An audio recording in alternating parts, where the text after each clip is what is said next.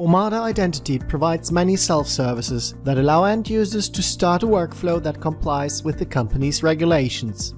The most commonly used self-service of identity management solutions is the ability to request access.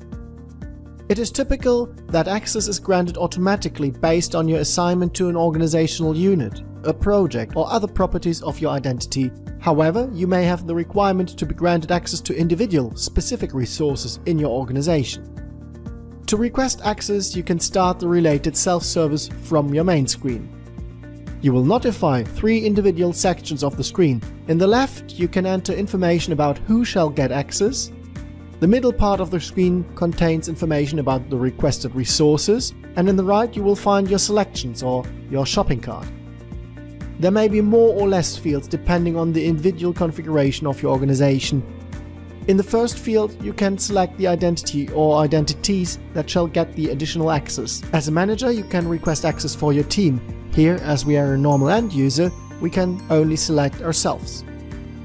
The Specifier Reason field allows to enter a free text reason or to select from a list of predefined reasons. When you select a business context, the list of available context is dependent on the selected identities. By selecting the context, you define the possible approver. As well, you will lose all related access when you leave the selected context. So, when you select a project, your access will automatically be removed when your membership to the project expires. If you are not able to select access from a list, you are able to describe your request in text form. Your entered text will be interpreted by a support employee within your organization. Please make sure to be as precise as possible. The selected validity is related to requested access and can be used when you require access for a dedicated time. Omada Identity provides a free text search for your access rights. You can as well filter your access by searching for the right system. Here we use our corporate Active Directory. Or the resource type, where you can select an AD user or security group for Active Directory, but you could have other options depending on your selected system. When you have selected your access, you click the Add button to update your shopping cart. Some access rights require additional input. As a sample, you have to name a system when you request to be system owner. Click the Submit button when you have finished your selection to initiate the approval or automatic implementation. You may find a Run Policy Check button on the web page. This allows you to have a preview if there will be a potential conflict of interest if you get all the access that you requested. Your company can enforce this check to be mandatory during the request access.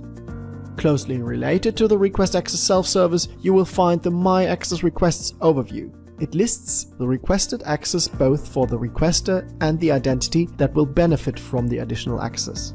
In the Status column, you will find an overview about the approval and execution of your request. Following your request, there may be one or many approval steps, such as by the manager, technically responsible, or security officer. The approver will receive his task in form of a list and can approve, reject, and add a comment. Once all responsibles have approved the access, the measures to create the access in the target systems are triggered. This can happen automatically, which is then called user provisioning, or as a manual task by the administrator of the target system. With the request access self-service of Omada Identity, you can get your individual access conveniently, documented and compliant with your company's policies.